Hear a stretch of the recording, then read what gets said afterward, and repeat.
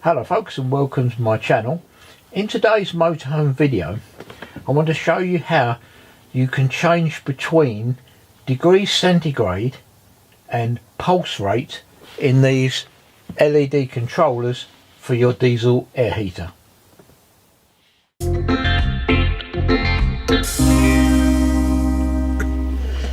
These diesel air heater controllers are fitted with an internal thermostat that detects the air temperature. There's a small hole at the bottom of the controller which is where it senses the air temperature, so don't cover this up or tape over it or anything. If you press OK once, you'll get the current air temperature.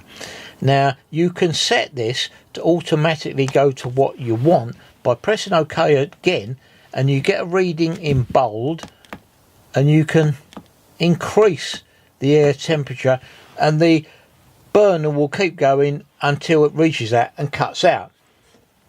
Now the problem is some of these controllers are shipped in a different mode, and what you get is air temperature when you press the OK button once, but when you press it again you get a different display altogether, and this is indicating pulse rate of the pump in hertz, and you can lower and raise this to suit. It's purely the dose of fuel that's going through to the burner.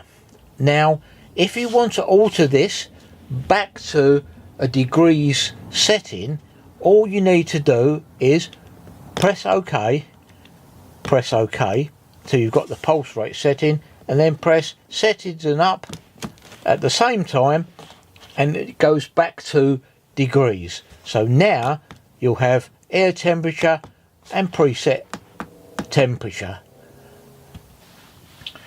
So these little controllers really are very good. They give you the option of full thermostatic control, the same way as you'd have in a room in a house, or a pulse rate which delivers fuel to the burner, and you can adjust it up and down as wanted.